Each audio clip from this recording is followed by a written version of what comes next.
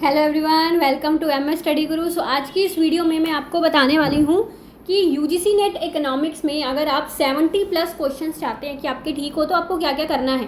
ठीक है, तो आई नो कि इस बार का एग्ज़ाम का लेवल थोड़ा हाई था और सभी लर्नर्स इस चीज़ को लेके बहुत ज़्यादा स्ट्रेस में आए हुए, डिस्करेज हुए हैं कि इतना हाई लेवल एग्ज़ाम का आ गया है ना।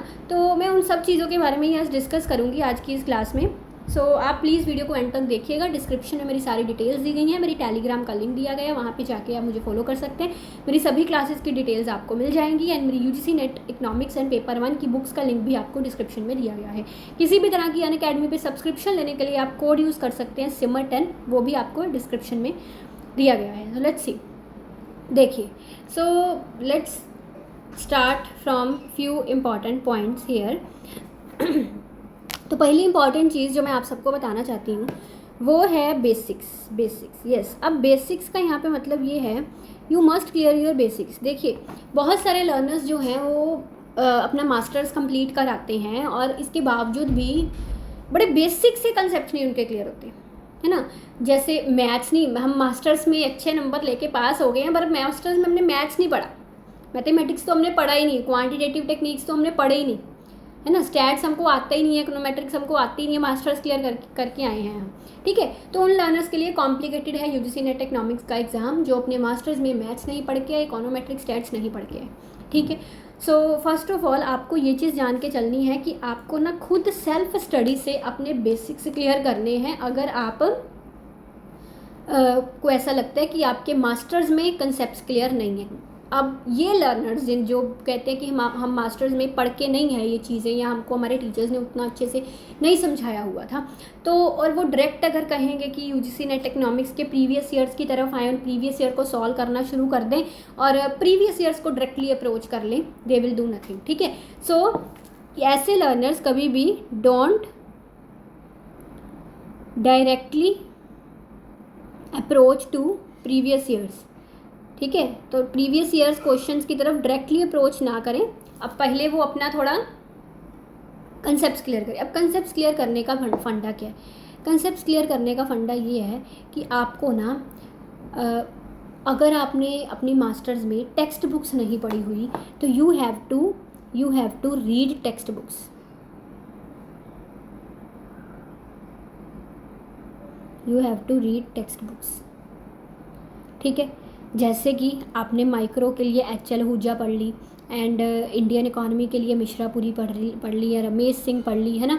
एंड देन मैक्रो इकोनॉमिक्स के लिए भी HL आहूजा अच्छी है एंड पब्लिक इकोनॉमिक्स के लिए HL भाटिया अच्छी है। मैथमेटिकल इकोनॉमिक्स के लिए आप कोई भी mathematics for students of economics करके बुक ले सकते हैं।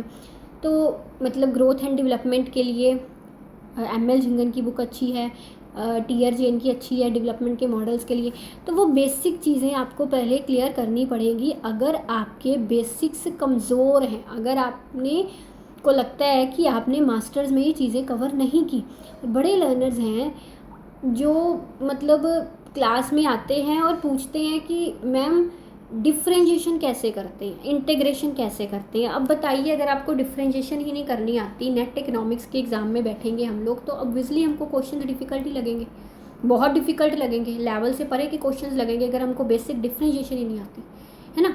तो वो चीज़ यहाँ पे ज़रूरी है। अगर आपको बेसिक डिफ्रेंशिएशन इंटीग्रेशन समझनी है, आप NCERT 12th क्लास की बुक से पढ़िए, वहाँ से अच्छे से समझ आएगी। ठीक है, सो अब ये तो हो गई बेसिक्स की बात। आपने जो है बेसिक्स क्लियर कर लिए। अपने बेसिक्स क्लियर करने हैं सबसे पहले टेक्स्ट बुक्स पढ़कर, और प्लस पे अगर आप हैं तो इट इज़ फाइन, वहाँ पे तो मैं बेसिक्स क्लियर करवा रही हूँ, बट मैं तब भी सुजेस्ट करूँगी कि जिनके बेसिक्स ज़्यादा वीक हैं वो प्लस के अलावा भी अपनी टेक्स्ट बुक ज़रूर पढ़ें। अब आपको क्या करना है, जब आपने ये कंसेप्ट क्लियर कर लिए उसके बाद प्रीवियस ईयर्स पर अप्रोच करेंगे। बट प्रीवियस ईयर्स को सॉल्व करने का ढंग ये है कि आपने इधर उधर के कंसेप्ट्स भी करने हैं। जैसे मान लीजिए एग्जांपल देती हूँ आपको, मैक्सिमा मिनिमा से क्वेश्चन आता है। ठीक है, मैक्सिमा मिनिमा से 1 वेरिएबल केस आ रहा है तो आपको 2 वेरिएबल एंड 3 वेरिएबल केस भी करना है। इस बार 3 वेरिएबल केस पूछा गया था, है ना। जैसे कि आपको मतलब इधर उधर के थोड़े से कंसेप्ट्स भी आपको पता होने चाहिए। अगर इस कंसेप्ट को एनटीए टारगेट कर रहे हैं तो उसके इधर उधर के मिलते जुलते कंसेप्ट्स को भी आपको लेके चलना है साथ में। ये नहीं है कि लकीर के फ़कीर बस जितना लिखे उतना ही। और रिलेशनशिप्स इस्टेब्लिश करने बड़े ज़रूरी है यहाँ पे, दिमाग लगाना, कॉमन सेंस डेवलप करनी, हमेशा मैं बोलती हूँ रिलेशनशिप्स इस्टेब्लिश करने। ये तभी पॉसिबल होगा अगर आप थोड़ी रीडिंग करेंगे, खुद से टेक्स्ट बुक्स को पढ़ेंगे ना। बच्चे बोलते हैं कि मैम हम कैसे इस चीज़ को डेवलप करें, कई क्वेश्चन जब मैं क्लास में करवाती हूँ ना तो उनको पता ही नहीं होता कि ये रिलेशनशिप ऐसे बन रहा था, एंड दे आस्क कि हम कैसे ये पावर डेवलप करें कि इस चीज़ का रिलेशनशिप इसके साथ ये बन रहा था। तो उसके लिए टेक्स्ट बुक्स रीड करनी होगी आप। अगर आपको वो रिलेशनशिप्स इस्टेब्लिश करने नहीं आ रहे, मतलब आपके कंसेप्ट कमज़ोर है, तो आपको कंसेप्ट पर फोकस करना है सिर्फ, फिर प्रीवियस ईयर से करने से कुछ नहीं होगा, ठीक है। अब प्रीवियस ईयर्स क्वेश्चंस को भी करने का जो मैंने आपको ढंग बताया ना कि उसके 4 ऑप्शंस हैं, चारों को एनालिसिस करना है, उसकी इधर उधर की चीज़ें भी देखिए, ठीक है ना। जैसे कि आपको पर्टिकुलर अभी मैंने बताया कि क्वेश्चन जो है वो इकोनोमेट्रिक्स के टाइम सीरीज से आया है, टाइम सीरीज से क्वेश्चन आया है आपको डिकी फुलर टेस्ट से। यू मस्ट नाउ इसके बाकी टेस्ट कौन कौन से होते हैं, है ना, unit root, augmented, Dickey Fuller, क्या क्या पर्पसेस हैं इनके, क्यों क्यों यूज़ होते हैं। और अगर आपको क्वेश्चन मान लो को इंटीग्रेशन से आया, को इंटीग्रेशन से आया कोई भी basic question, you must now को इंटीग्रेशन के सभी टेस्ट, को इंटीग्रेशन क्या होते हैं, को इंटीग्रेशन के इधर उधर के टॉपिक्स इकोनोमेट्रिक्स की बुक से करेंगे। श्यामला की बुक मैंने आपको, नवदीप कौर जिससे मैं प्लस पे करवा रही हूँ, मैंने आपको बताई हुई है, that is a fine book, है ना, उससे आप अपना इकोनोमेट्रिक्स प्रिपेयर कर सकते हैं। तो वो चीज़, इधर उधर के कंसेप्ट भी उसके पता होने चाहिए आपको। और एक बड़ी इंपॉर्टेंट चीज़ है यहाँ पे, जो जिसके बिना आप अगर कहें कि हमारे 70 से अब क्वेश्चन एग्ज़ाम में ठीक हो जाएं तो वो नहीं हो सकते। वो चीज़ है एग्ज़ाम के दौरान, जब आप एग्ज़ाम दे रहे हैं, एग्ज़ाम हॉल में बैठे हुए हैं, तो एग्ज़ाम के दौरान आप में वो कैपेबिलिटी होनी चाहिए, वो चीज़ होनी चाहिए कि आप क्वेश्चंस को समझ सकें, उनको अंडरस्टैंड करना, जो आपने पढ़ा है उससे उनको रिलेट करना, रिलेशनशिप्स बनाने, अपनी थोड़ी कॉमन सेंस, है ना, तो वहाँ पे लगाना, वो चीज़ें मतलब आपको एग्ज़ामिनेशन हॉल में आनी चाहिए।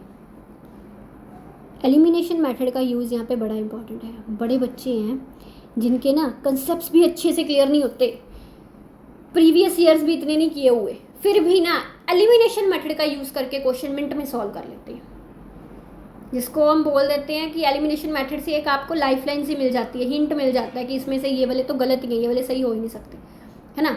तो उसके थ्रू तुक्का लगाना आसान हो जाता है।